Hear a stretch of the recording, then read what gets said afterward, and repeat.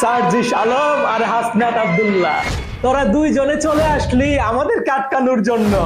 আমরা কতজন সেটা তোরা দেখছিস? হ্যাঁ, আরে এই চুপ, কুকুর আসে দল বেঁধে, সিংহ আসে একা। এরা নাকি সিংহ। এই অ্যাটাক কর।